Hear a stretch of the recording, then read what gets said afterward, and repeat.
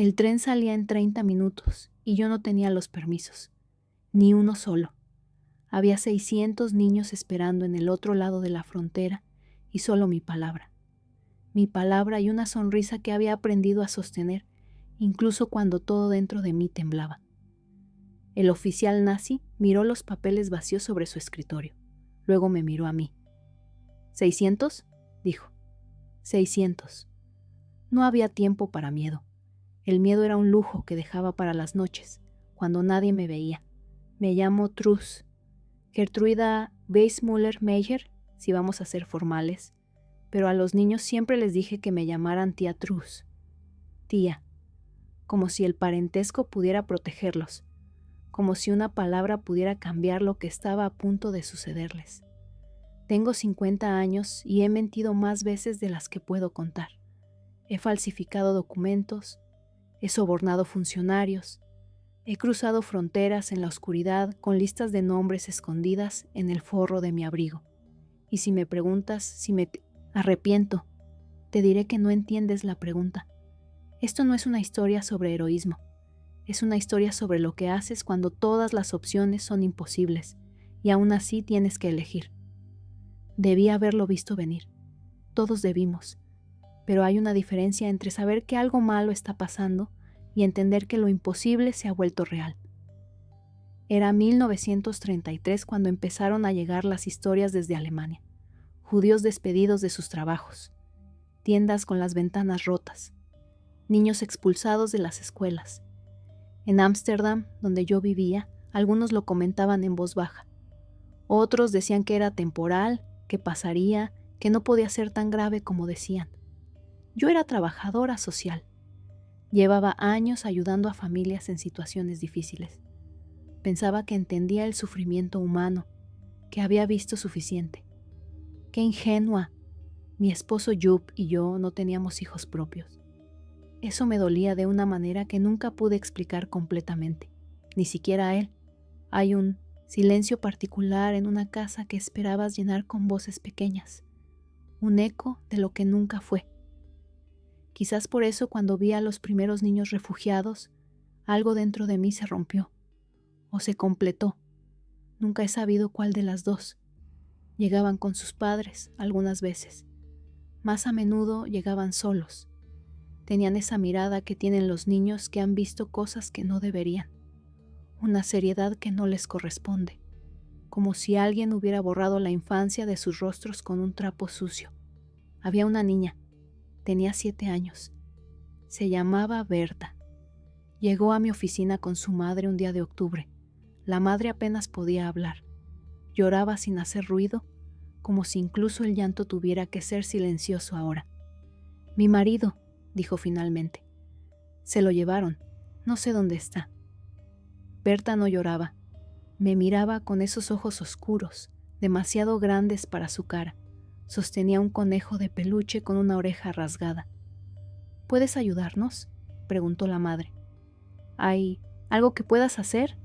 Les di lo que tenía. Comida, contactos, promesas vacías sobre investigar, sobre preguntar. Sabía que no era suficiente. Nunca era suficiente. Esa noche no pude dormir. Jupp me encontró en la cocina a las 3 de la mañana, con una taza de té frío entre las manos. «No puedes salvarlos a todos», dijo. Lo dijo con dulzura, porque me amaba, porque tenía miedo de verme romper. No le respondí, porque ambos sabíamos que tenía razón, y ambos sabíamos que eso no cambiaría nada. Los meses pasaban y la situación empeoraba. No mejoraba, nunca mejoraba. Cada semana traía nuevas leyes, nuevas restricciones, nuevas humillaciones. Los judíos en Alemania estaban siendo despojados de todo. Primero sus trabajos, luego sus negocios, sus propiedades, su dignidad y los niños. Siempre volvía a los niños.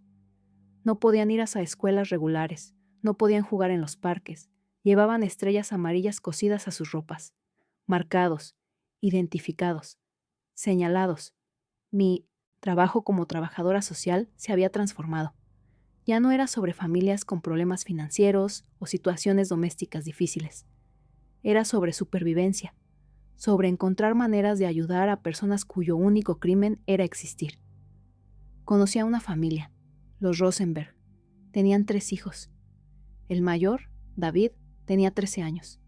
Era brillante, me dijeron. Le encantaban las matemáticas. Soñaba con ser ingeniero. Ya no puede ir a la escuela, me dijo su madre. Venían niños después de clases, lo golpeaban. Los maestros miraban hacia otro lado. El padre había sido médico. Ahora no podía trabajar. Estaban viviendo de sus ahorros, vendiendo sus posesiones poco a poco. Una cadena de oro aquí, un reloj de familia allá, intercambiando su historia por comida. ¿Cuánto tiempo pueden seguir así?, pregunté. El padre me miró con ojos cansados. No mucho, quizás 6 meses, quizás menos. ¿Han pensado en irse? ¿A dónde? Nadie nos quiere. Hemos aplicado a Estados Unidos, a Inglaterra, a Argentina, a cualquier lugar que acepte solicitudes, pero las cuotas están llenas. Las listas de espera tienen años. Era la misma historia una y otra vez. Personas atrapadas, queriendo desesperadamente escapar pero sin lugar a dónde ir. El mundo entero había cerrado sus puertas. Salí de esa casa con un peso en el pecho. Caminé por las calles de Ámsterdam viendo a las personas ir y venir con sus vidas normales, comprando pan, yendo al trabajo, riendo con amigos, y yo sabía que a solo unos cientos de kilómetros, personas estaban sufriendo de maneras que estas personas felices no podían imaginar, y la mayoría no quería imaginar. Era más fácil no saber, pero yo sabía, y una vez que sabes, no puedes no saber. El conocimiento cambia algo dentro de ti, te hace responsable de alguna manera que no lo eras antes. Jupp me encontró esa noche sentada en nuestro jardín. Era tarde. Hacía frío, pero yo no podía estar adentro. La casa se sentía demasiado pequeña, demasiado cálida, demasiado segura. Tienes que dejar de torturarte así, dijo, sentándose a mi lado. No me estoy torturando, estoy pensando. Estás obsesionándote. Hay una diferencia. Tenía razón, por supuesto, pero la obsesión era lo único que se sentía apropiado. ¿Cómo podía no obsesionarme cuando niños estaban sufriendo? ¿Qué quieres que haga?, pregunté. ¿Que lo ignore? ¿Que siga con mi vida como si nada estuviera pasando? No, pero tampoco puedes cargar el peso del mundo entero en tus hombros. Eres una persona, una sola persona. No puedes arreglar esto. Pero tengo que intentar algo. Me tomó la mano. Sus dedos estaban cálidos contra los míos, fríos por la noche. Lo sé, y lo harás, pero prométeme que tendrás cuidado, que no te perderás en esto completamente. Era una promesa que no podía mantener, pero se la hice de todas formas, porque lo amaba y porque necesitaba que dejara de preocuparse, al menos por esa noche. Había una organización en Ámsterdam que trabajaba con refugiados. No era grande ni estaba bien financiada, pero hacían lo que podían. Empecé a trabajar con ellos. Al principio solo unas horas a la semana, luego más, luego casi todos los días. Conocí a otros como yo, gente que veía lo que estaba pasando y no podía quedarse quieta. No éramos especiales, no teníamos poderes extraordinarios. Solo éramos personas que habíamos decidido que esto no estaba bien. Uno de ellos era un hombre llamado Gerrit. Era cuáquero. Creía profundamente en la no violencia, en la santidad de cada vida. Trabajaba incansablemente, contactando a organizaciones en otros países, tratando de encontrar lugares que aceptaran refugiados. Es frustrante, me dijo un día. Tan frustrante. Hay espacio, hay recursos, pero no hay voluntad. Los países podrían aceptar a estas personas si quisieran. Simplemente eligen no hacerlo. ¿Por qué?, pregunté, aunque ya sabía la respuesta. Miedo, prejuicio, economía. Las mismas razones de siempre. Es más fácil cerrar las puertas que abrirlas. Trabajábamos en una oficina pequeña, sin calefacción en invierno. Nuestros escritorios estaban cubiertos de papeles, solicitudes, listas, cartas de familias desesperadas. Cada papel representaba vidas personas reales con nombres reales y sueños reales. Y no teníamos suficientes respuestas. Nunca teníamos suficientes respuestas. Entonces vino la Anschluss. En marzo de 1938, Alemania anexó Austria. De la noche a la mañana, millones más de judíos quedaron bajo control nazi. Las leyes que habían sido implementadas gradualmente en Alemania llegaron a Austria de golpe. Como una avalancha, las historias que salían de Viena eran horribles. Judíos forzados a limpiar calles con cepillos de dientes mientras multitudes se reían. Hombres viejos golpeados en público, mujeres humilladas, suicidios, tantos suicidios. Y los niños, otra vez los niños, expulsados de las escuelas, atacados en las calles, viviendo con un terror constante que ningún niño debería conocer. La organización de refugiados estaba abrumada. No teníamos capacidad para manejar la avalancha de solicitudes. Necesitábamos más ayuda, más recursos, más países dispuestos a abrir sus puertas. Empecé a viajar, a Bruselas, a Londres, a París, reuniéndome con organizaciones judías, con grupos cuáqueros, con cualquiera que pudiera ayudar, suplicando, persuadiendo, argumentando. En Londres me reuní con un comité de ayuda a refugiados. Eran personas bien intencionadas, la mayoría de ellas, pero estaban atadas por burocracia, por límites de inmigración, por el miedo a una reacción política. Entendemos su preocupación, dijo uno de los miembros del comité, pero debemos ser realistas sobre cuántos podemos aceptar. Estamos hablando de vidas humanas, dije. Niños, ¿cómo pueden ponerle un número a eso? No es que no nos importe, pero hay consideraciones prácticas. Vivienda, educación, integración. No podemos simplemente abrir las puertas sin un plan. Tenía algo de razón, lo sabía, pero el tiempo se estaba acabando. Los niños no podían esperar planes perfectos. Necesitaban salvación ahora. ¿Y si me enfoco solo en niños?, pregunté. Sin padres, solo niños. Temporalmente, hasta que pase la crisis. Hubo un silencio alrededor de la mesa. Podía ver que estaban considerándolo. Separar a los niños de sus padres era horrible, pero era mejor que la alternativa. ¿Cuántos niños?, preguntó alguien. Tantos como podamos. Miles, si es posible. Eso es ambicioso. Eso es necesario. No me dieron una respuesta ese día. Dijeron que tenían que consultar, que tenían que hablar con el gobierno, que volviera en unas semanas. Salí de esa reunión sintiéndome frustrada, pero también, por primera vez en meses, con algo parecido a esperanza. Era una posibilidad. Pequeña, pero una posibilidad. La noche del 9 de noviembre de 1938 cambió todo. Kristallnacht, la noche de los cristales rotos. Qué nombre tan limpio para describir la destrucción de todo. Estaba en casa cuando llegaron las noticias. Por radio, por teléfono, por amigos que habían escuchado de otros amigos. Las sinagogas ardían, miles de tiendas judías destruidas, 30,000 hombres arrestados y enviados a campos de concentración. Yup y yo escuchamos la radio en silencio. Las palabras salían pero parecían irreales, como si estuviéramos escuchando ficción, pero no era ficción.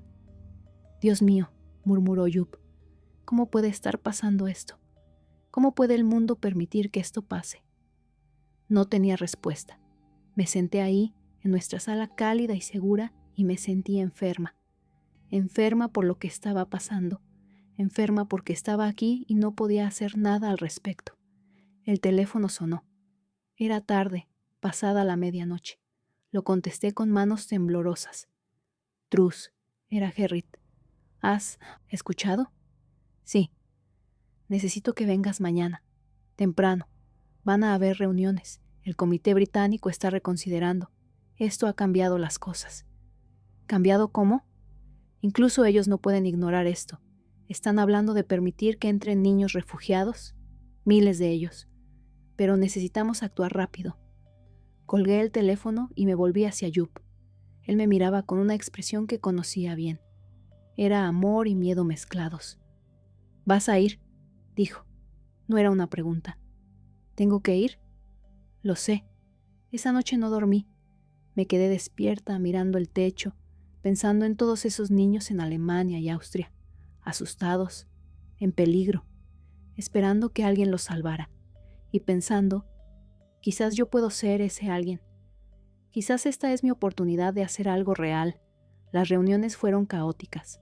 Había docenas de organizaciones involucradas, grupos judíos, cuáqueros, iglesias. Todos querían ayudar, pero nadie estaba seguro de cómo organizar algo de esta escala. El gobierno británico había acordado aceptar un número ilimitado de niños judíos, temporalmente, hasta que pasara la crisis. Era extraordinario, sin precedentes, pero había condiciones. Los niños tenían que venir sin sus padres, tenían que tener familias de acogida o instituciones dispuestas a recibirlos, y alguien tenía que ir a Alemania y Austria para organizarlo todo. Es peligroso, dijo alguien en la reunión. Ir allá ahora, después de Kristallnacht. Los nazis están arrestando a cualquiera que consideran sospechoso. Alguien tiene que hacerlo, dije. Si no actuamos ahora, perderemos esta oportunidad. ¿Estás ofreciéndote como voluntaria? Sí.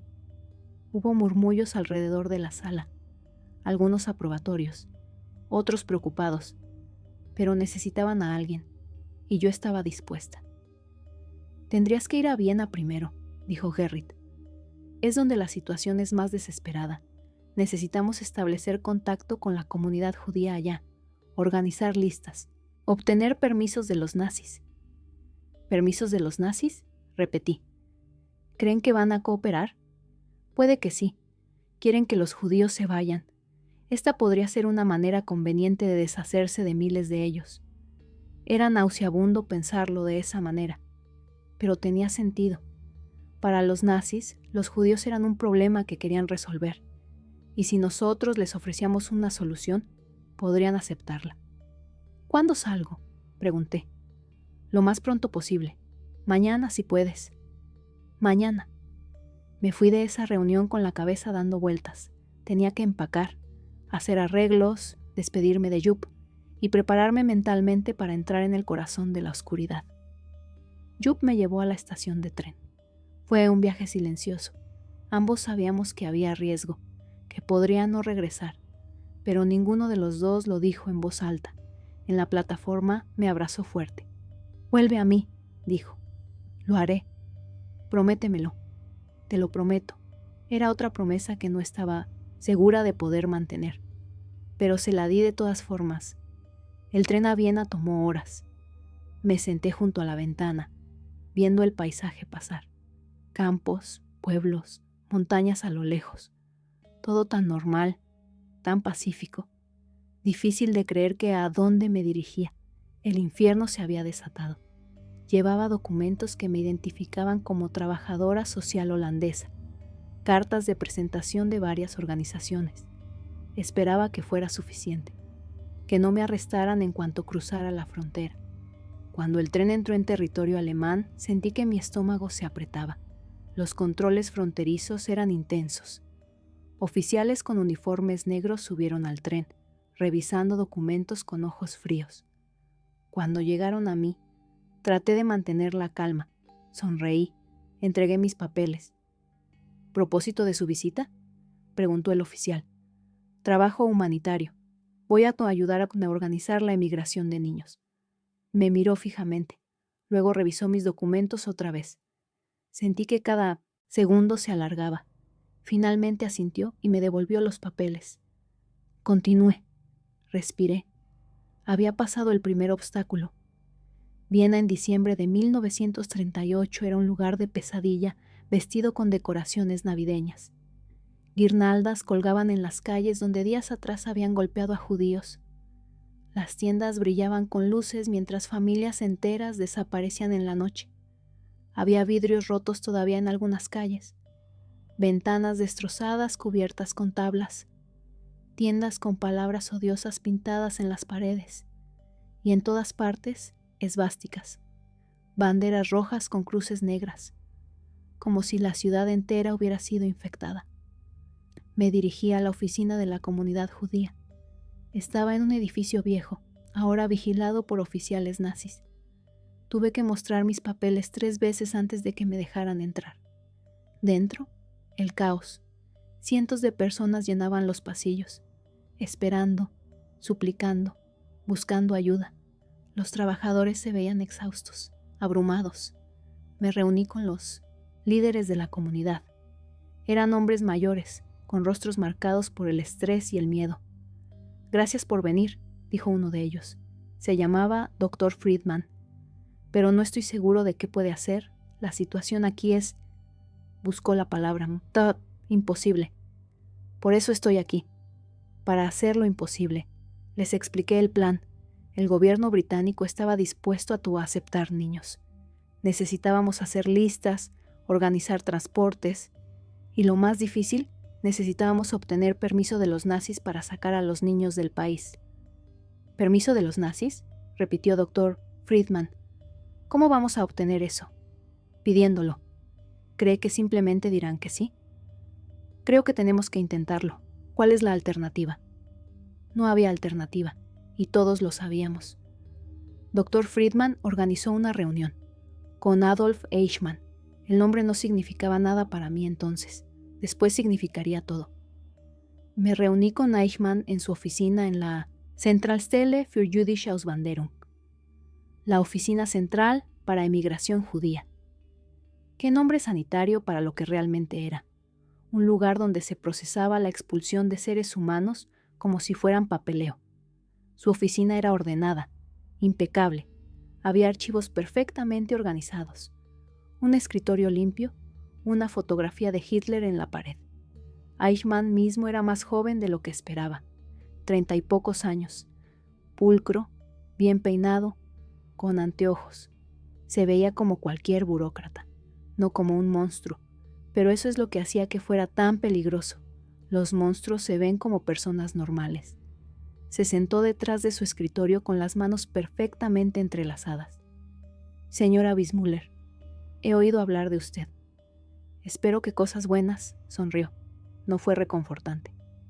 «Directas, al menos. Me han dicho que quiere llevarse niños judíos». «¿Así es?» «¿Cuántos?» Era una trampa. Si decía un número pequeño, limitaba la posibilidad. Si decía uno grande, perdería credibilidad. «Todos los que pueda». Ambiciosa. Se reclinó en su silla. «¿Y qué me ofrece a cambio?» «Le saco un problema, menos bocas que alimentar, menos judíos de los que preocuparse». Era nauseabundo. Estaba hablando de niños como si fueran mercancía, como si fueran basura que había que remover. Pero él pensaba en ellos exactamente de esa manera, así que tenía que hablar su idioma. «Interesante». Se quedó en silencio por un momento, tamborileando los dedos sobre el escritorio. «¿Sabe cuántos judíos hay en Austria ahora? Cientos de miles. 185,000, para ser exactos. Y todos ellos necesitan irse. Es política del Reich. Austria debe ser judenfrei, libre de judíos». La manera casual en que lo decía, como si estuviera hablando del clima. «Entiendo», dije. «El problema es que otros países no los quieren. Hemos visto eso en la conferencia de Evian. 32 países se reunieron para discutir el problema de los refugiados judíos. ¿Y sabe cuántos se ofrecieron a aceptarlos? Casi ninguno». Tenía razón, y eso hacía que me sintiera enferma. El mundo entero había cerrado sus puertas. «Pero ahora», continuó Eichmann, «Inglaterra está dispuesta a aceptar niños. Eso es progreso. Pequeño, pero progreso. ¿Entonces cooperará? Eso depende. ¿Puede realmente organizar esto? ¿Tiene la capacidad, los recursos, los contactos?» «Sí». «¿Tan segura?» «Completamente segura». Me estudió. Traté de mantener mi rostro neutral. Confiado, como si hacer esto fuera simple. «Muy bien», dijo finalmente. «Hay un tren que sale en 3 días, 600 asientos. Puede llenarlo con niños judíos. Si puede organizarlo en ese tiempo, demostrará que este plan es viable. Y entonces podemos discutir transportes futuros. 600 niños. 3 días. Era imposible. Lo haré». «¿Tan segura? ¿Tan seguro de que quiere que me quede más tiempo en Viena?» Me miró fijamente. Luego, para mi sorpresa, se rió. Fue breve, seco, pero fue risa. Me gusta usted, señora Weissmuller. Es directa, eficiente. Necesitamos más gente así. No respondí, no podía. La idea de que este hombre me gustara me hacía sentir sucia. 3 días, repitió. Ni uno más, buena suerte. Salí de esa oficina con las piernas temblando. Me apoyé contra una pared en el pasillo vacío y respiré. 1 vez, 2 veces, 3. Luego empecé a trabajar. No dormí durante esos 3 días. No había tiempo. Tenía que encontrar 600 niños, contactar a sus familias, conseguir listas, organizar el transporte, convencer a padres desesperados de que entregaran a sus hijos a una desconocida holandesa con una promesa imposible. Las colas se formaban afuera de las oficinas de la comunidad judía, cientos de personas, miles, todos queriendo lo mismo, salvar a sus niños. Trabajaba con un equipo de voluntarios, judíos vieneses que arriesgaban sus propias vidas para ayudar. Nos movíamos de oficina en oficina, de casa en casa, compilando listas, verificando edades, tratando de ser justos en una situación donde la justicia era imposible. Los criterios eran simples pero brutales. Menores de 18 años, preferiblemente más jóvenes. Los más jóvenes tenían mejor oportunidad de ser adoptados. Los adolescentes mayores eran más difíciles de colocar. Significaba que tenía que decirle no a un chico de 17 años. Verlo suplicar. Saber que su única oportunidad estaba siendo negada porque era demasiado viejo por 1 año. Por favor, dijo uno de ellos. Puedo trabajar. Puedo hacer lo que sea. Solo déjeme ir. Lo siento. La regla es menor de 18. Pero no es justo. Lo sé, no es justo. Nada de esto es justo. Se fue llorando, y yo me quedé ahí, sintiendo el peso de esa decisión. Una decisión que podría hacer la diferencia entre vida y muerte. Una madre se arrodilló frente a mí. Literalmente se arrodilló. Por favor, mi hijo tiene 9 años. Es bueno. Estudioso. Por favor, le tomé las manos, las ayudé a levantarse. Déjeme su información. Haré lo que pueda. Había más niños que espacios. Siempre había más niños que espacios. Tenía que elegir, y cada elección era imposible. ¿Cómo decides?, me preguntó una de las voluntarias. ¿Cómo eliges quién va en el tren? Los más jóvenes primero, los que están en mayor peligro, los que tienen a alguien esperándolos al otro lado. ¿Y cuando todos califican? No respondí, porque no había respuesta. Elegías, marcabas nombres en una lista, y vivías con eso después. La segunda noche, visité a una familia. El padre ya había sido arrestado durante Kristallnacht. Estaba en Dachau. La madre tenía 3 hijos. Solo había espacio para 2 en el tren. Nos sentamos en su pequeño apartamento. Las ventanas estaban cubiertas. Había una sensación de miedo que impregnaba cada rincón. Los niños estaban ahí, mirando, escuchando, entendiendo más de lo que deberían. ¿Cuál?, me preguntó la madre. Su voz era plana, como si ya estuviera muerta por dentro. ¿Cuál de mis hijos salva usted? Los 2 menores, dije. El mayor tiene 14. Quizás en el próximo... No habrá próximo. Tenía razón. Ambas lo sabíamos. Lo siento. ¿Eso ayuda? ¿Su perdón? No, no ayudaba, pero era lo único que tenía para ofrecer. El hijo mayor, se llamaba Jacob, se paró. Era un niño delgado, con ojos demasiado viejos para su edad. Está bien, mamá. Mis hermanos deben ir. Son más pequeños. Yo me quedaré contigo. La madre lo agarró y lloró. Un llanto sin sonido que era peor que cualquier grito. Salí de ese apartamento y vomité en la calle. No pude evitarlo. La náusea física de lo que estaba haciendo, las elecciones imposibles que estaba forzando a las familias a hacer. Una voluntaria me encontró ahí. ¿Estás bien? No, no estoy bien. Nada de esto está bien. Pero lo estamos haciendo de todas formas. Sí, lo estamos haciendo de todas formas. El tercer día llegó. Habíamos compilado la lista, 600 nombres, 600 niños que tendrían una oportunidad, y miles más que no. Tuvimos que notificar a las familias, decirles dónde reunirse, qué empacar. Solo una maleta pequeña, solo lo esencial. Como si pudieras empacar toda tu vida en una maleta pequeña. Como si pudieras decidir qué era esencial cuando estabas dejando todo atrás. Las instrucciones eran específicas. Los niños debían estar en la estación a las 6 de la mañana. Los padres no podían entrar a la plataforma. La despedida sería afuera. Esa noche apenas dormí 2 horas. Me levanté antes del amanecer. Me vestí. Bebí café que no podía saborear y me dirigí a la estación. Ya había familias esperando cuando llegué, en la oscuridad fría del amanecer invernal. Padres abrazando a sus hijos, niños llorando, madres tratando de ser fuertes y fallando. El sol comenzó a salir, luz débil, iluminando una escena que nunca olvidaría. 600 niños. Algunos tenían maletas, otros solo pequeñas mochilas. Algunos llevaban juguetes, un oso de peluche, una muñeca, pequeños consuelos para un viaje aterrador. Los voluntarios ayudaban a organizar las líneas, verificar nombres contra listas, asegurarse de que cada niño estuviera donde debía estar. Los padres no podían entrar a la plataforma. Se quedaban detrás de las barreras, estirando las manos, gritando nombres. El sonido de esa separación. No hay palabras. Es como si el mundo entero se estuviera rompiendo a la vez. Una niña pequeña, no tenía más de 5 años, se aferró a mi abrigo. ¿Dónde está mi mamá?, preguntó. Tu mamá está allá, la verás pronto. ¿Cuándo? Pronto, cariño, pronto. Mentira, hermosa, necesaria, mentira.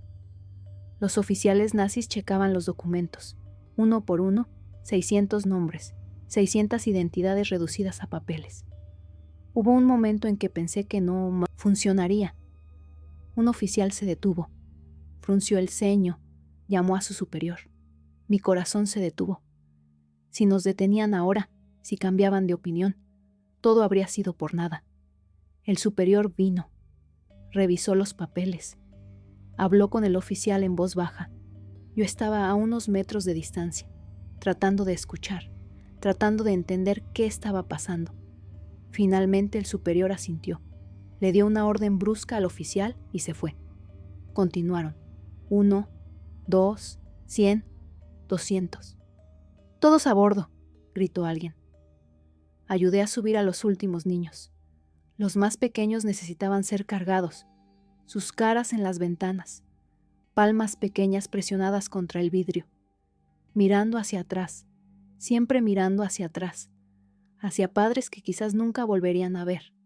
El silbato sonó, el tren comenzó a moverse, y yo me quedé en la plataforma, viendo alejarse 600 vidas que había arrancado de las fauces de la muerte, sintiendo el peso de todos los que no estaban en ese tren, los miles que quedaban atrás. Una madre colapsó contra la barrera. Su grito cortó el aire. Era un sonido primitivo, animal, el sonido de un corazón partiéndose en tiempo real.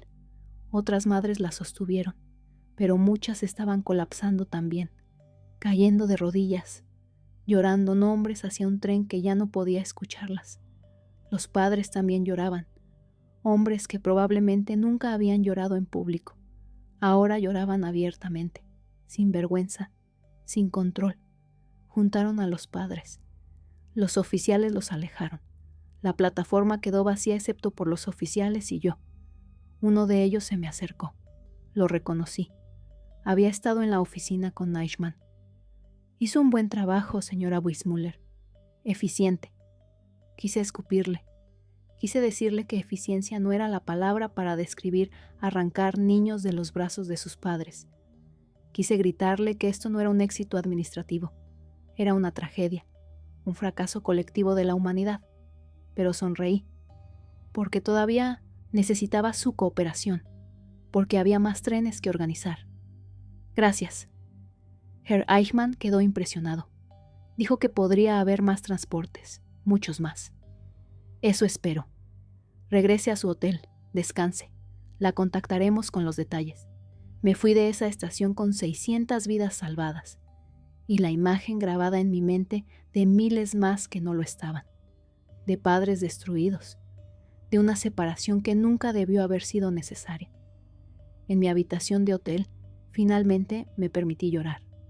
Lloré por las familias rotas, por los niños asustados, por el mundo que había permitido que esto pasara, pero sabía que no podía dejar que el llanto me paralizara, porque había más trabajo que hacer, más niños que salvar, más imposibilidades que convertir en posibilidades. El tren era solo el principio. Luego venía el cruce, las fronteras, los controles. Cada frontera era una nueva oportunidad para que todo saliera mal. Viajaba con los niños cuando podía. Me sentaba en los vagones, rodeada de pequeños cuerpos asustados. Algunos dormían, otros miraban por las ventanas con ojos vacíos. Algunos me hacían preguntas que no podía responder. ¿Cuándo voy a ver a mi papá? Pronto. ¿Inglaterra está lejos? No muy lejos. ¿Mi mamá va a venir después? Estoy segura de que sí. Mentiras. Hermosas, necesarias mentiras. Porque la verdad era que muchos de estos niños nunca volverían a ver a sus padres. La verdad era que los estaba llevando a la seguridad. Sí, pero también a una orfandad que aún no comprendían. Los niños mayores sabían. Podía verlo en sus rostros. Entendían que esto era probablemente para siempre, que estaban diciendo adiós no solo temporalmente, sino permanentemente. Una niña de 15 años se sentó a mi lado. Se llamaba Ruth. Había estado en silencio todo el viaje. «Usted sabe que no los volveremos a ver, ¿verdad?», dijo de repente. «No digas eso. Hay esperanza. No me mienta. No soy una niña pequeña. Sé lo que está pasando, lo que les van a hacer. ¿Qué le dices a eso? ¿Cómo respondes a alguien tan joven enfrentando una verdad tan oscura? No sabemos qué va a pasar», dije finalmente, «pero lo que sí sé es que tus padres te amaban lo suficiente para dejarte ir, para darte esta oportunidad. Y eso significa algo. Significa que están muriendo para que yo pueda vivir. Significa que tu vida importa, para ellos, para el mundo, para el futuro». Se quedó en silencio después de eso, mirando por la ventana, y yo me quedé a su lado, sin saber qué más decir, porque tenía razón, y ambas lo sabíamos. En la frontera alemana-holandesa, los guardias subieron al tren, botas negras brillantes en los pasillos estrechos, uniformes impecables, rostros duros como piedra, documentos. Pasaba las listas. Los guardias las revisaban con meticulosidad brutal. Cada nombre, cada edad, buscando discrepancias, buscando excusas para detener el tren. Un niño empezó a llorar. Tenía quizás 6 años. Un guardia se volvió hacia él bruscamente. ¡Silencio! El niño lloró más fuerte, asustado ahora no solo por dejar su casa, sino por el hombre con el uniforme que gritaba. Me moví rápidamente. Me arrodillé junto al niño. Lo envolví en mis brazos. «Shh, está bien, todo está bien. Mira, vamos a jugar un juego. ¿Puedes ser muy, muy silencioso? Como un ratón. ¿Puedes ser un ratón?» El niño asintió contra mi pecho. Sus sollozos se convirtieron en nípidos suaves. El guardia me miró. Por un momento vi algo en su rostro. No compasión exactamente, pero quizás un reconocimiento de humanidad compartida. O quizás solo estaba cansado y no quería lidiar con un niño llorando. «Continúe», le dijo a su compañero. El tren siguió adelante. Los minutos se sintieron como horas. Cada parada era tortura. Cada vez que el tren reducía la velocidad, mi corazón se aceleraba.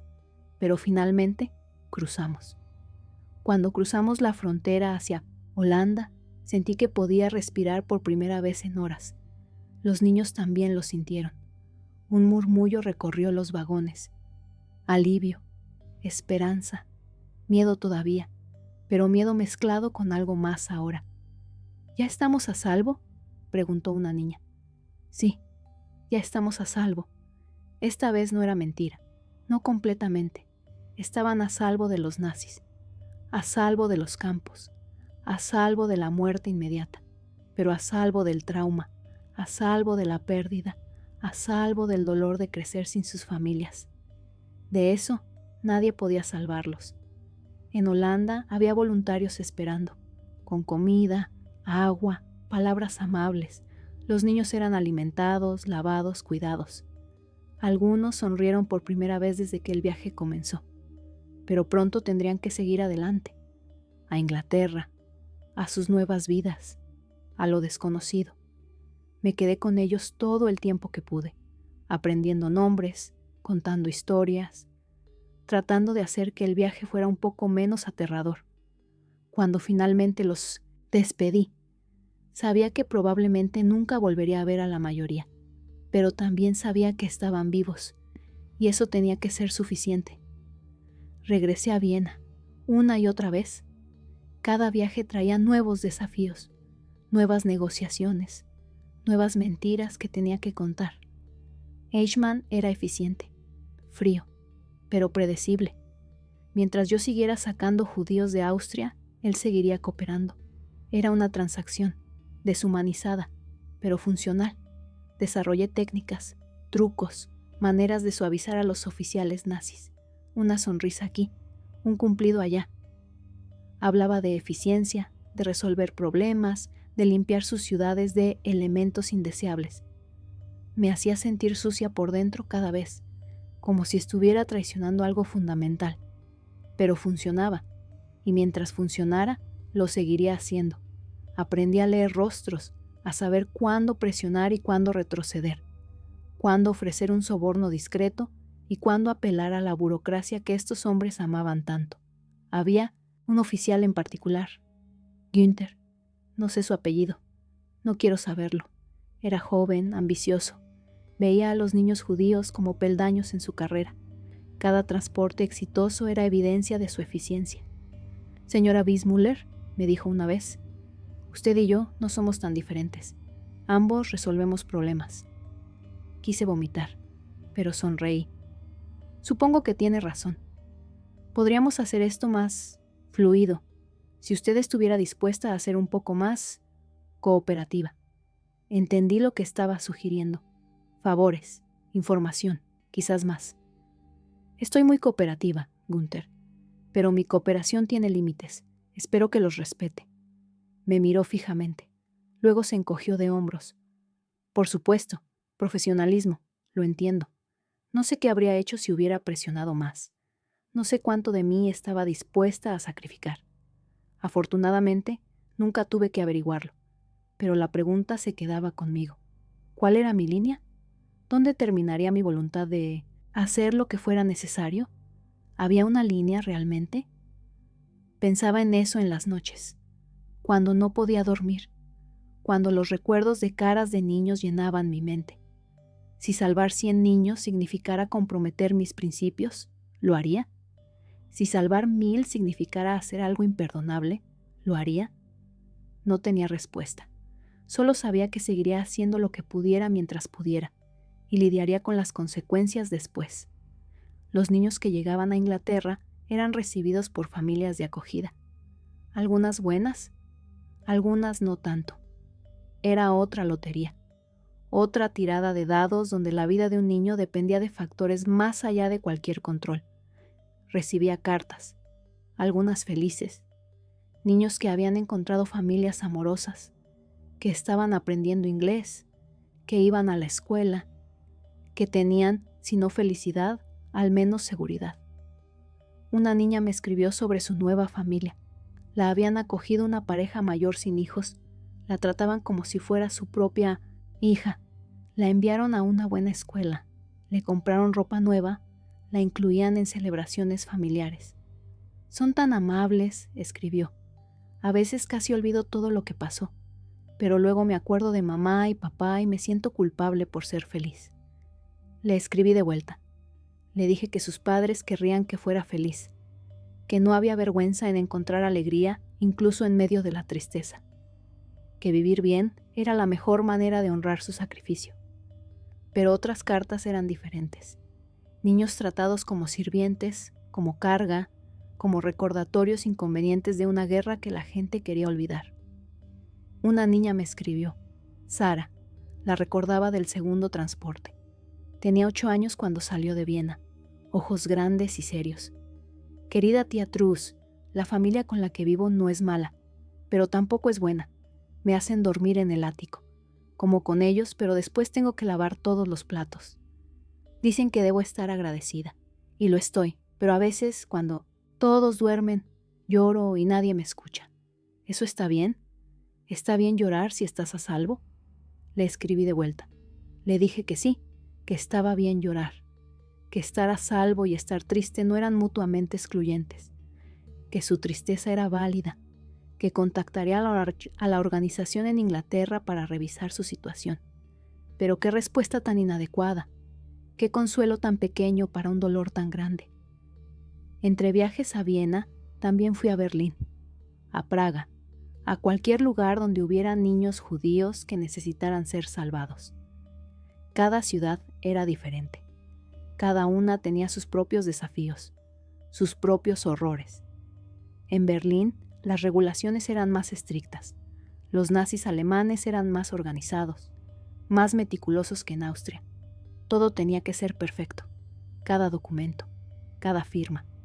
Pasaba horas en oficinas esperando permisos, llenando formularios, sonriendo a oficiales que me miraban con sospecha. Un oficial en particular, se llamaba Schmidt, disfrutaba haciendo difícil mi trabajo. Rechazaba documentos por razones triviales, pedía formularios adicionales, creaba obstáculos donde no existían. ¿Por qué hace esto?, le pregunté finalmente. Estoy sacando judíos de Alemania. ¿No es eso lo que quieren? Lo que queremos es orden, procedimiento adecuado. No podemos simplemente dejar que cualquiera saque niños del país. No soy cualquiera. Estoy trabajando con organizaciones oficiales. Tengo permisos del gobierno británico. Aún así, las reglas son las reglas. Era poder, puro y simple. Tenía poder sobre mí y disfrutaba ejerciéndolo, hacerme esperar, hacerme suplicar, recordarme que él tenía control. Aprendí a manejarlo, traía chocolates suizos, cigarrillos, pequeños sobornos que no podía rechazar abiertamente, pero que suavizaban su actitud. Era degradante, pero funcionaba, y al final eso era lo único que importaba. En Praga la situación era diferente. Checoslovaquia todavía era técnicamente independiente, aunque bajo creciente presión alemana. Había un sentido de tiempo agotándose, de oportunidad cerrándose. La comunidad judía allí estaba aterrorizada. Habían visto lo que pasó en Austria. Sabían que Checoslovaquia sería siguiente. Tienen que sacar a nuestros niños, me suplicó una madre, antes de que sea demasiado tarde. Lo intentaré, pero no puedo prometer nada. Por favor, haga lo que pueda. Hice lo que pude. Organicé listas, contacté a las autoridades checas, a los británicos, a cualquiera que pudiera ayudar. Pero el tiempo se estaba acabando. En marzo de 1939, Alemania invadió Checoslovaquia. De la noche a la mañana, los niños judíos checos quedaron bajo control nazi. Las reglas cambiaron inmediatamente. Se volvió mucho más difícil sacar niños. Pero no imposible, no todavía. Seguí trabajando, cada día, cada semana, organizando transportes, salvando vidas una por una. En septiembre de 1939, Alemania invadió Polonia. La guerra, que todos habíamos temido, negado, esperado evitar, finalmente había llegado. Todo cambió. Las fronteras se cerraron. Los transportes se volvieron casi imposibles. El mundo se dividió en lados, y repentinamente, cruzar de un lado a otro con niños refugiados se volvió exponencialmente más peligroso. Había listas todavía, cientos de nombres, miles, niños esperando en Alemania, Austria, Checoslovaquia, esperando trenes que ahora parecían imposibles. Intenté, supliqué, negocié, ofrecí sobornos más grandes, apelé a cualquier contacto que tuviera. Hubo algunos éxitos, algunos trenes más salieron, pero cada vez era más difícil, cada vez tomaba más tiempo, y el tiempo era lo que no teníamos. Recibí una carta de Viena. de una madre que había puesto a su hijo en mi lista meses atrás. Había estado esperando, creyendo, confiando en que vendría el siguiente tren. Querida señora Weissmuller, le escribo para informarle que ya no será necesario incluir a mi hijo en sus listas. Nos van a enviar al este. Dicen que es reasentamiento, dicen que tendremos trabajo allá, dicen muchas cosas, pero yo sé lo que realmente significa. Mi hijo tiene 10 años, se llama Jacob, tiene ojos verdes como su padre, le gusta dibujar, quería ser arquitecto, dibuja edificios hermosos. Cuando usted lea esta carta, probablemente ya estaremos muertos, pero quería que alguien supiera su nombre, que Jacob existió, que era amado, que no fue solo un número. La carta incluía un dibujo, un edificio elaborado con torres y ventanas, dibujado con cuidado infantil. En la esquina, en letra pequeña, Jacob, edad 10. Lloré cuando leí esa carta. Lloré de una manera que no había llorado desde que todo esto comenzó. No lágrimas silenciosas, sollozos que sacudían mi cuerpo entero. Job me encontró en el piso de nuestro estudio, con la carta arrugada en mis manos, el dibujo presionado contra mi pecho. No dijo nada. Solo se sentó a mi lado, me sostuvo mientras lloraba. Hiciste todo lo que pudiste, dijo finalmente. No fue suficiente. Nunca iba a ser suficiente. Pero esos 10,000 niños que salvaste, ellos están vivos por ti. ¿10,000? Era verdad. Había sacado a casi 10,000 niños antes de que las puertas se cerraran completamente. Bebés, niños pequeños, adolescentes, 10,000 vidas que de otro modo se habrían perdido. Pero solo podía pensar en los que quedaron atrás, en Jacob con sus dibujos de edificios, en los miles de Jacobs, los niños cuyos nombres nunca supe, cuyas cartas nunca llegaron, que murieron esperando un tren que nunca vendría. ¿Cómo vivo con esto?, pregunté. ¿Cómo vivo sabiendo que pude haber hecho más? No pudiste haber hecho más. Hiciste lo imposible, una y otra vez. Pero no fue suficiente. No fue suficiente, pero fue todo lo que una persona podía hacer, y eso tiene que contar para algo. Tenía razón. Lógicamente, sabía que tenía razón, pero el corazón no entiende lógica. El corazón solo siente pérdida. La guerra continuó. Holanda fue invadida en mayo de 1940. De repente, el país que había sido refugio se convirtió en campo de batalla. Los nazis estaban en mis calles, en mi ciudad. Todo se volvió más peligroso. No podía viajar a Alemania o Austria. No podía organizar más transportes. Pero todavía había trabajo que hacer. Había niños refugiados en Holanda, miles de ellos. Niños que había traído en los transportes y que no habían podido ir a Inglaterra a tiempo.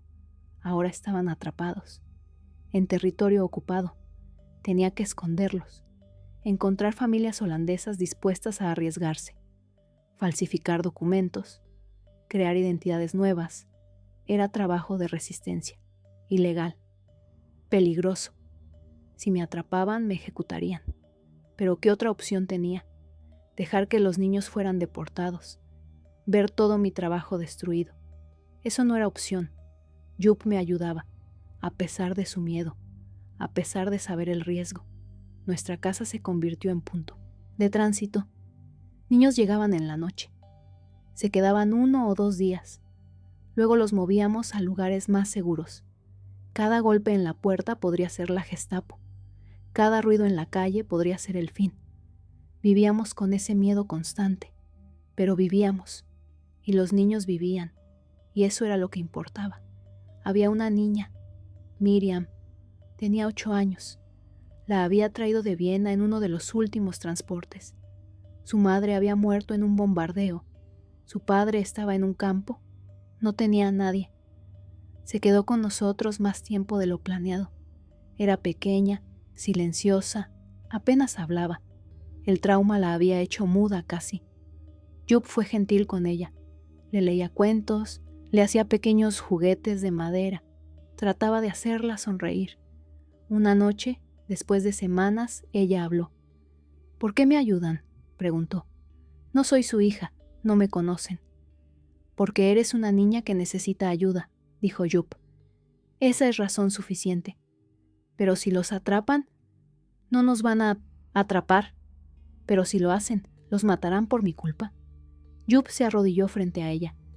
Escucha, Miriam, si algo nos pasa, no será tu culpa. Será culpa de la gente mala, de los nazis. No tuya, nunca tuya, ¿entiendes? Ella asintió, pero no creo que realmente lo entendiera. ¿Cómo podría? Era solo una niña. Eventualmente encontramos una familia en el campo dispuesta a esconderla. Granjeros, buena gente. Falsificamos documentos que la hacían su sobrina. Cuando la llevamos, lloró. Se aferró a mí. No quiero irme, quiero quedarme con ustedes. No puedes, cariño, no es seguro. Pero estas personas te cuidarán. Y cuando termine la guerra, vendré a buscarte. Lo prometo. Era otra promesa que no estaba segura de poder mantener. Pero la hice de todas formas. La dejamos con la familia de granjeros. Mientras nos alejábamos, la vi en la ventana, pequeña, sola, asustada. Lloré todo el camino a casa. Hubo momentos cercanos, momentos en que pensé que todo había terminado. Una vez, la Gestapo vino a nuestra casa. Era temprano en la mañana. Golpearon la puerta. Fuerte, insistente. No había niños con nosotros en ese momento, pero había documentos, listas de nombres, evidencia de lo que habíamos estado haciendo. Jup los escondió mientras yo abría la puerta, lentamente, tratando de ganar tiempo. Sí, 2 oficiales, uniformes negros, rostros duros. ¿Gertruida Weissmuller? Sí. Tenemos algunas preguntas sobre su trabajo con refugiados judíos. Mi corazón latía tan fuerte que estaba segura de que podían escucharlo. Por supuesto. ¿En qué puedo ayudar? Me interrogaron por horas. Preguntas sobre los transportes, sobre los niños, sobre contactos en el extranjero. Mentí, suavemente, cuidadosamente, mezclando verdades con mentiras de manera que parecieran convincentes. Sí, había ayudado a organizar transportes antes de la guerra, pero todo había sido legal, aprobado por las autoridades. Ya no estaba involucrada en nada así. ¿No tiene contacto con refugiados ahora? Solo encuentros casuales. Gente que conocí en el pasado que me agradece. ¿No está escondiendo a nadie? Por supuesto que no. Me miraron con sospecha. Buscaron la casa. Encontraron poco. Los documentos estaban bien escondidos. No había niños. Finalmente se fueron, con una advertencia. Estaremos vigilando, señora Weissmuller. Si descubrimos que está involucrada en actividades ilegales, habrá consecuencias serias. Entiendo. Cuando se fueron, colapsé. Las piernas no me sostenían. Jup me abrazó. Tenemos que ser más cuidadosos, dijo. Lo sé, pero ser más cuidadosos significaba ayudar a menos niños. Y eso era intolerable. Así que seguimos. Más cautelosos, sí, pero seguimos. La guerra se arrastraba, año tras año de ocupación, de miedo, de resistencia secreta. Supe del destino de muchos de los niños que no pude salvar. Los trenes no los llevaron a reasentamiento, los llevaron a campos de exterminio, Auschwitz, Treblinka, Sobibor. Los nombres se volvieron sinónimos de horror, de lo peor que la humanidad podía hacer. Y los niños, millones de niños, asesinados sistemáticamente, gaseados, quemados, destruidos como si no fueran nada. Cada vez que escuchaba sobre otro transporte, sobre otro campo, sobre más muertes, pensaba en los nombres en mis listas. Los niños que no pude salvar, las caras que recordaba. ¿Estaban muertos ahora? Probablemente, casi seguramente. La culpa era aplastante, racional o no, sentía que debía haber hecho más. Debía haber sido más rápida, más persuasiva, más todo. Jup me recordaba que salvé a 10,000, que eso importaba, que esas vidas contaban. Pero cuando piensas en los millones que murieron, 10,000 parece tan pequeño. Una gota en un océano de sangre. La guerra terminó finalmente en 1945. Europa estaba destruida, millones de muertos, ciudades en ruinas, y los niños. Los niños que habían sobrevivido regresaban, buscando familias que ya no existían. Algunos de los niños que había salvado me contactaron. Ahora eran adolescentes, adultos jóvenes. Habían sobrevivido, pero sus padres, sus hermanos, abuelos, tíos, primos, todos muertos. Un joven vino a verme, lo recordaba. Lo había sacado en uno de los últimos transportes antes de que la guerra cerrara las fronteras. Tenía 7 años entonces, ahora tenía 17. Quería darle las gracias, dijo, por salvarme la vida. No tienes que agradecerme, pero usted me dio una oportunidad, y quiero que sepa que no la desperdicié. Estoy estudiando, voy a ser médico, voy a ayudar a la gente. ¿Tu familia? Empecé, aunque ya sabía la respuesta. Todos muertos. Auschwitz, mi madre, mi padre, mi hermana pequeña. Todos excepto yo. El peso de eso, la culpa del sobreviviente, el conocimiento de que estás vivo porque alguien decidió salvarte mientras millones más morían. Lo siento mucho. No lo siente, por favor. Si lo siente, entonces, todo esto fue por nada. Estoy vivo. Voy a vivir bien. Voy a tener una familia. Voy a nombrar a mi primer hijo por usted. Bueno, True si es niña. Algo más apropiado si es niño. Sonrió. Era una sonrisa triste, pero era una sonrisa. Tu madre estaría orgullosa, dije. Lo sé. Por eso tengo que vivir bien, por ella, por todos los que no pudieron. Después de que se fue, me senté en silencio por mucho tiempo. Jupp me encontró así. ¿Estás bien? No lo sé. ¿Alguna vez estaré bien? No respondió, porque no había respuesta. Los años pasaron. La guerra se convirtió en historia. La gente seguía adelante, reconstruía, trataba de olvidar. Pero los niños, ahora adultos, no olvidaban. Me escribían, me visitaban, me contaban sobre sus vidas, sus familias, sus éxitos y fracasos. Cada carta era una validación. Cada visita era evidencia de que lo que hice importó, pero también cada una era un recordatorio de todos los que no estaban ahí, los nombres en listas que nunca subieron a un tren, los niños que murieron esperando. Una mujer vino a verme. Tenía 40 años. Había sido bebé cuando la saqué de Viena. No recordaba nada de eso, pero su familia adoptiva le había contado. Tengo 3 hijos ahora, me dijo. Y cada vez que los miro, pienso en lo que usted hizo. Sin usted, ellos no existirían. Mis hijos, mis futuros nietos. Toda mi descendencia existe porque usted salvó a una bebé que ni siquiera conocía. Era una manera de pensar en ello que no había considerado completamente. Las vidas que salvé no eran solo esas 10,000, eran todas las generaciones futuras. Los hijos de los hijos. Una cadena infinita de vida que había protegido. Pero también pensaba en las generaciones que se perdieron, todos los hijos que Jacob nunca tendría, todas las familias que nunca existirían porque un niño fue asesinado en un campo.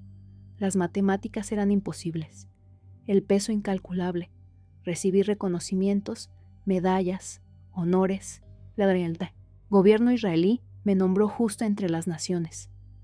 Me invitaron a ceremonias, a dar discursos. Siempre me sentí como una impostora, como si estuviera aceptando crédito por algo que simplemente era lo correcto, como si merecer fuera apropiado para hacer lo que cualquier persona decente habría hecho. Una vez, en una ceremonia en Jerusalén, un sobreviviente me presentó. Habló de mí como heroína, como salvadora, como alguien que arriesgó todo. Cuando fue mi turno de hablar, lo primero que dije fue: no soy heroína. Hubo un silencio incómodo. Lo que hice, continué, fue lo mínimo, lo básico, el nivel más bajo de decencia humana. El hecho de que se considere heroico dice más sobre lo mal que estaba el mundo que sobre lo buena que fui yo. «¿Pero salvó a 10,000 niños?», dijo alguien del público. «Y dejé morir a millones. Esas no son las matemáticas de un héroe». Después del evento, varias personas vinieron a hablar conmigo. Algunas entendían lo que estaba diciendo. Otras pensaban que era falsa modestia, pero no era modestia, era honestidad brutal. ¿Había hecho algo bueno? Sí. Pero en el contexto del Holocausto, incluso 10,000 vidas salvadas parecían insignificantes. Job murió en 1978. Fue pacífico. En su sueño, a su lado, sosteniendo su mano, había sido mi roca, mi constante, el hombre que me amó incluso cuando mi trabajo consumía toda mi vida, que me apoyó incluso cuando significaba peligro para él también. En su funeral hablé sobre lo que significó para mí, como había sido no solo mi esposo, sino mi compañero en esta misión imposible. Sin él, dije, no habría podido hacer nada. Él me dio la fuerza, el apoyo, el amor que necesitaba para seguir adelante cuando todo parecía imposible. Después, varios de los niños que había salvado vinieron a hablar conmigo. Job fue parte de esto también, dijeron. Le debemos nuestras vidas tanto a él como a usted. Era verdad. Job nunca fue a Viena, nunca negoció con nazis, nunca puso a niños en trenes, pero me sostuvo cuando colapsaba. Me recordaba por qué seguía luchando. Arriesgó su propia seguridad al esconder niños en nuestra casa. Él también era héroe, aunque nunca le gustaría esa palabra tampoco. Ahora soy muy vieja, 82 años. Mi cuerpo se está apagando, pieza por pieza, puedo sentirlo. Paso mucho tiempo recordando las caras, los nombres, los momentos que definieron todo. Ese primer viaje a Viena, la reunión con Eichmann, el primer tren, los niños en las ventanas. Pienso en Berta, la niña con el conejo de peluche. Sobrevivió. Vino a verme hace años. Es abuela ahora. Su familia nunca se recuperó. Su padre murió en Dachau, su madre en Sobibor. Pero estoy viva, me dijo. Y mis hijos están vivos, y sus hijos están vivos. Por usted, no por mí. Por la suerte, por el azar, por el accidente de timing que puso su nombre en mi lista cuando todavía había trenes corriendo. Pienso en Ruth, la niña de 15 años que me dijo en el tren que nunca volvería a ver a sus padres. Tenía razón. Ambos murieron en Auschwitz, pero ella vivió. Se casó, tuvo hijos, construyó una vida de las cenizas de su familia destruida. Pienso en Miriam, la niña que escondimos en nuestra casa. Sobrevivió la guerra. La familia de granjeros la mantuvo segura. Ahora es maestra, enseña historia, se asegura de que los niños sepan lo que pasó. Todas estas vidas, salvadas. Continuando, ramificándose en el futuro. Y pienso en Jacob, el niño que dibujaba edificios, que murió sin que yo pudiera salvarlo, cuya madre me escribió para asegurarse de que alguien supiera su nombre. Todavía tengo su dibujo. Lo guardo en un marco en mi estudio, un recordatorio, no de mi éxito, sino de mi fracaso, de todos los que no pude salvar. A veces, en mis sueños, estoy de nuevo en esa plataforma en Viena. El tren se aleja. Los niños miran por las ventanas. Las madres gritan detrás de las barreras. Pero en Monito entonces el sueño. El tren nunca llega a la frontera. Sigue y sigue, entrando en oscuridad. Y yo estoy corriendo detrás, gritando, tratando de alcanzarlo. Pero nunca puedo, nunca llego. Me despierto sudando, con el corazón acelerado. Y toma un momento recordar que los trenes sí llegaron, que los niños sobrevivieron, que no fue todo por nada, pero el sueño se repite, una y otra vez, como si mi subconsciente necesitara recordarme lo frágil que fue todo, lo cerca que estuvimos de fallar completamente. Alguien me preguntó una vez qué quería que la gente recordara de mí. No quiero que recuerden nada de mí, quiero que recuerden a los niños. Quiero que recuerden que fueron reales, que tuvieron nombres, familias, sueños.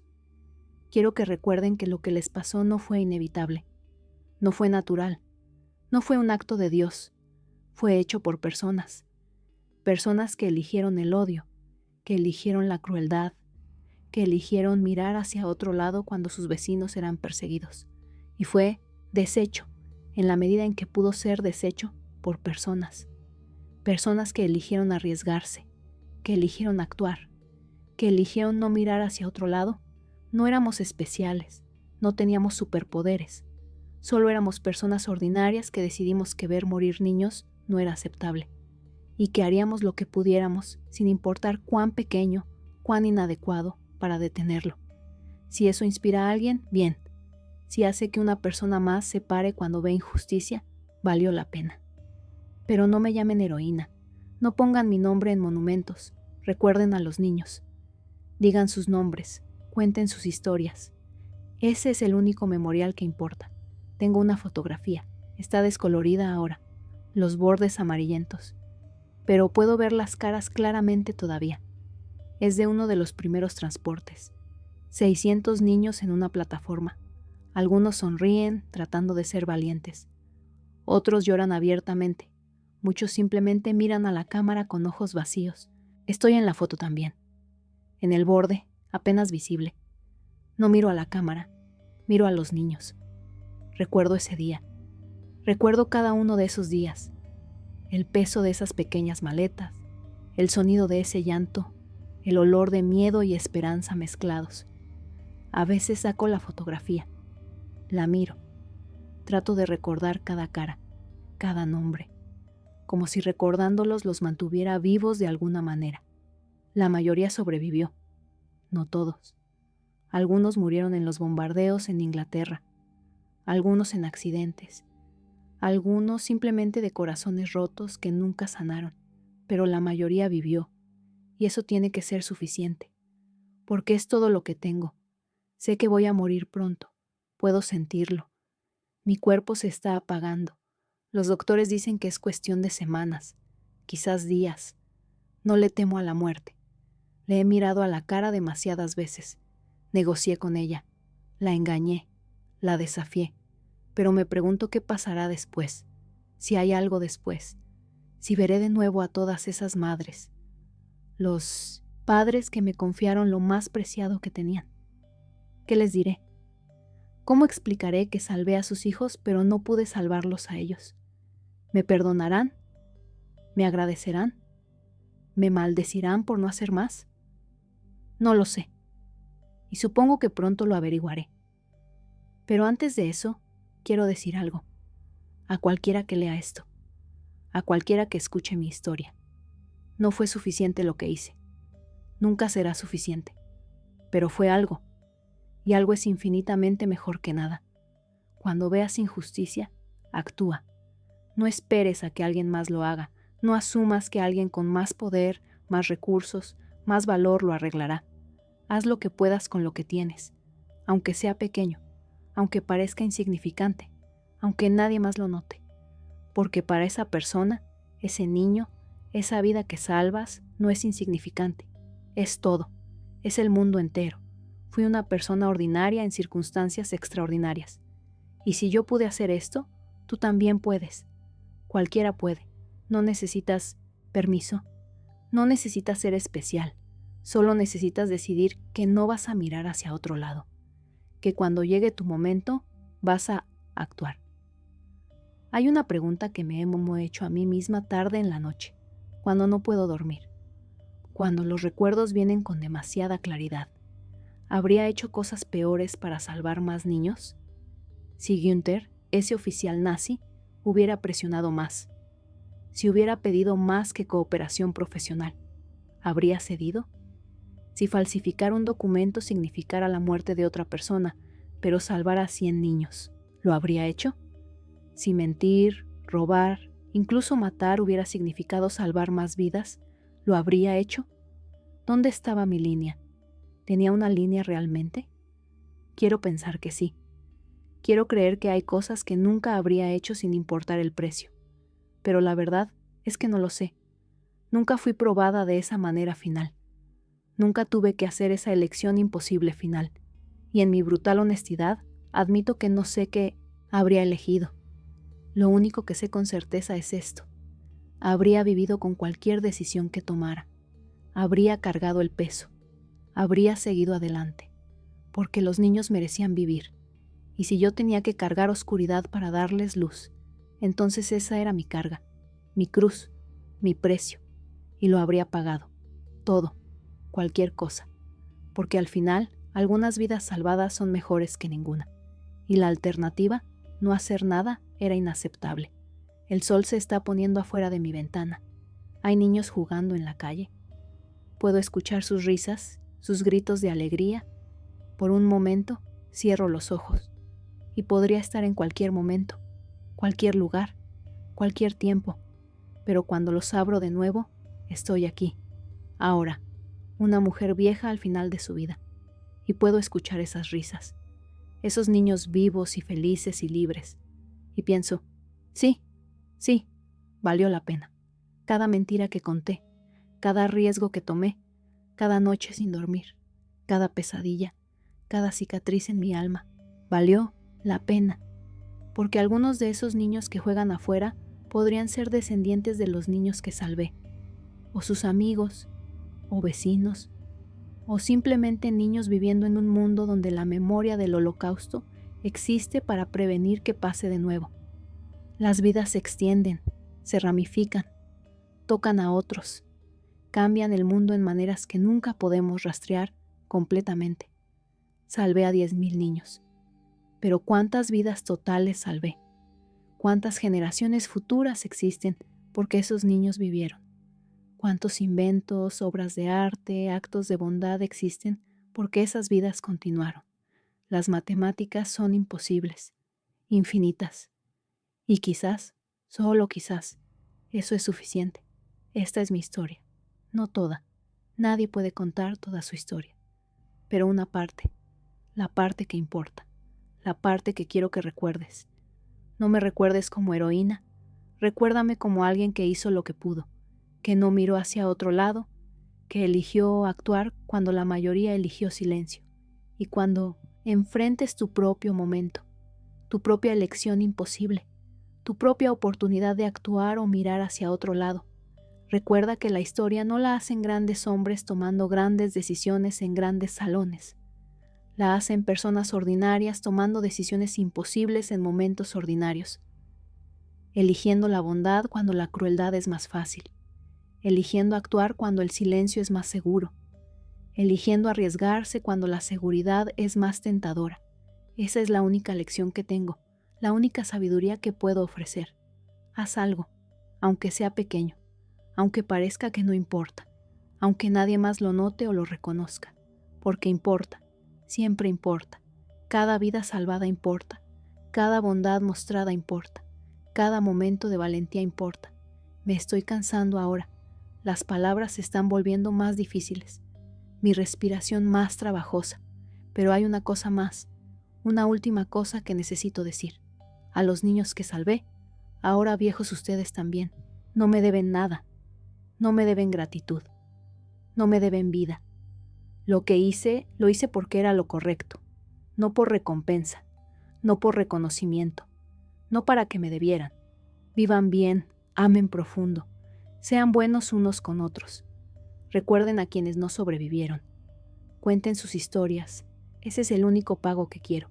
Y para todos los demás, para ustedes que no estuvieron ahí, que no vivieron eso, que no pueden imaginar realmente cómo fue. No piensen que lo que pasó entonces no puede pasar ahora. No piensen que éramos diferentes, que eran otros tiempos, que eran otras personas. Las mismas fuerzas de odio, miedo y deshumanización existen ahora. Solo usan diferentes nombres, diferentes rostros, diferentes objetivos, pero el patrón es el mismo, siempre es el mismo. Empieza con lenguaje, con retórica que deshumaniza, con chivos expiatorios, con miedo al otro, luego vienen las leyes, pequeñas al principio, restricciones menores, fáciles de ignorar si no te afectan directamente, luego escalada, más leyes, más restricciones, segregación, marcas identificatorias, exclusión de la vida pública y finalmente, si nadie se detiene, viene el horror total, los campos, las cámaras de gas, el intento sistemático de eliminar un pueblo entero. No pasó de la noche a la mañana, tomó años, pasó por pasos y en cada paso la gente eligió. Algunos eligieron participar, algunos eligieron mirar hacia otro lado y muy pocos eligieron resistir. La única defensa, la única protección, es decidir ahora, antes de que se vuelva difícil, antes de que se vuelva peligroso, que no vas a ser parte de eso. Que cuando venga el momento de elegir entre seguridad y decencia, elegirás decencia incluso si te cuesta, especialmente si te cuesta, porque ese es el precio de ser humano, ese es el costo de vivir con tu conciencia intacta. Y créeme cuando te digo que es mejor vivir con las cicatrices de haber hecho lo correcto que con los fantasmas de haber mirado hacia otro lado. El sol se ha puesto completamente ahora. Mi habitación está oscura, pero no enciendo la luz. Me gusta la oscuridad a veces. Es honesta. No pretende ser otra cosa. Puedo ver todavía, en mi mente, todas esas caras, todos esos niños, las madres llorando, los trenes alejándose, vivos, creciendo, teniendo sus propios hijos, sus propias historias. Y en la oscuridad sonrío, porque al final eso es lo que importa, no lo que perdimos, aunque eso pesa como montañas, no lo que no pudimos salvar, aunque eso duele como cuchillos, sino lo que salvamos, lo que protegimos, lo que preservamos, la vida, preciosa, frágil, infinitamente valiosa. Vida. Mi nombre es Truls Bismuller, y antes de que los nazis cerraran las fronteras, saqué a más de 10.000 niños judíos de Europa. No fue suficiente, nunca será suficiente, pero fue algo, y ahora tú sabes, y ya no puedes no saberlo. La pregunta es, ¿qué harás con eso? Cuando llegue tu momento, tu oportunidad, tu elección imposible, ¿mirarás hacia otro lado o harás algo, incluso algo pequeño? Porque pequeño es infinitamente mejor que nada, y nunca sabes. Ese algo pequeño podría salvar un mundo.